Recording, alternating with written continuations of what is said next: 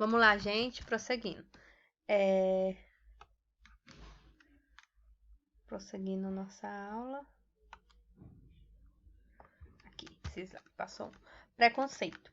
Qual atitude, que tipo de atitude ajuda a nos relacionar com a diferença de forma a favorecer a comunicação entre os diferentes e promover a inclusão? O preconceito advém, porque a gente não aceita a cultura diferente, né? E como eu disse, a gente acredita, né, antropologicamente, que a cultura é evolução. Então, quem ficou para trás, a gente considera como primitivo e inferior, que é pior.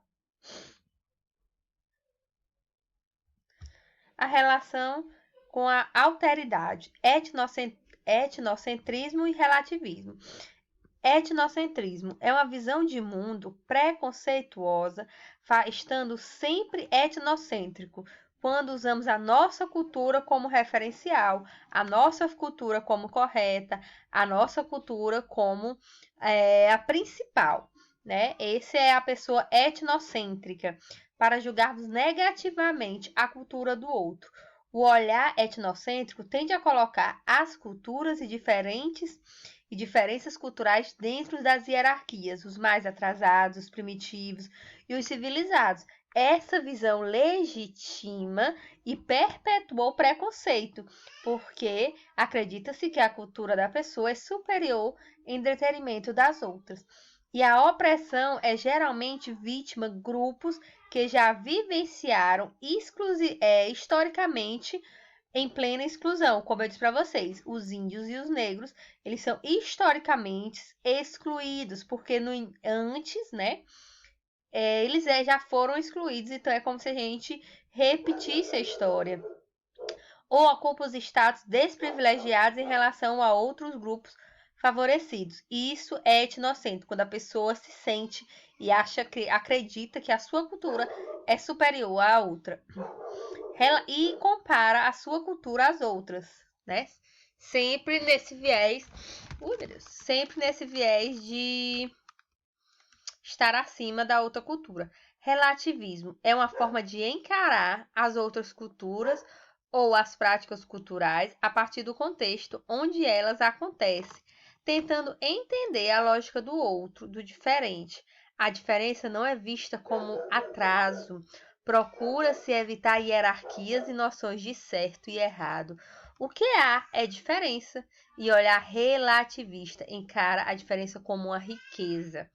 Nós somos um país, nós temos que ter esse olhar de relativismo, né? Que nossa cultura é muito extensa, nós temos um calabouço cultural no Brasil enorme. Aqui no Nordeste, dentro do Nordeste, temos várias culturas, temos formas de falar diferente, que é diferente do norte do Brasil, que é diferente do sul, do sudeste, do centro-oeste, né? Nós temos uma diferença cultural muito grande aqui no nosso país.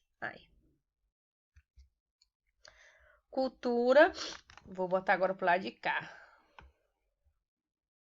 Não, tem que ficar aqui mesmo. Vamos lá.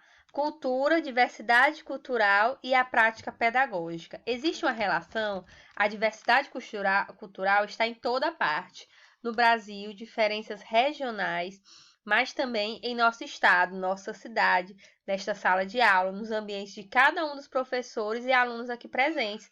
Existe uma cultura, como eu disse para vocês, no casamento, quando duas pessoas se relacionam, não precisa estar casada, mas estar relacionando amorosamente são choques de cultura, por isso que dá briga.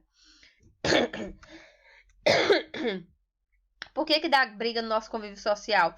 No convívio aí entre a sala de vocês, nós fazer um grupo, porque nós somos ensinados diferentes, por culturas diferentes, né? A gente temos culturas diferentes, sim, mesmo morando na mesma cidade, mesmo morando às vezes no mesmo bairro, criados pelo mesmo pai, pela mesma mãe, tem pessoas que têm comportamentos diferentes.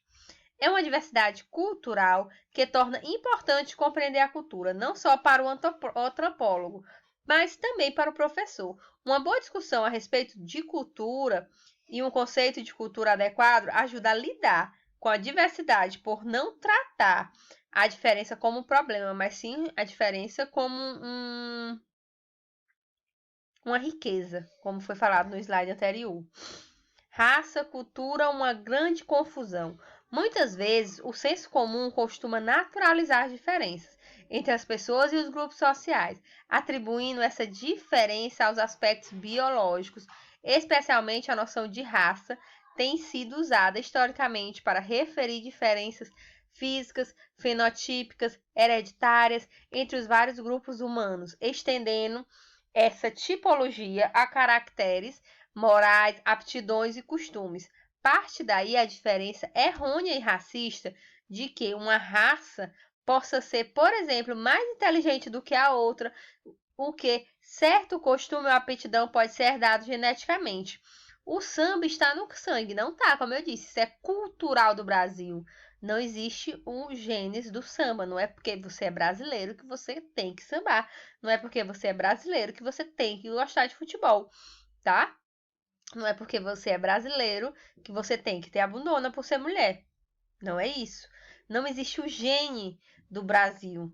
Existe a cultura brasileira. Não há nada mais equivocado. O samba, como qualquer tradição cultural, é aprendido, transmitido culturalmente.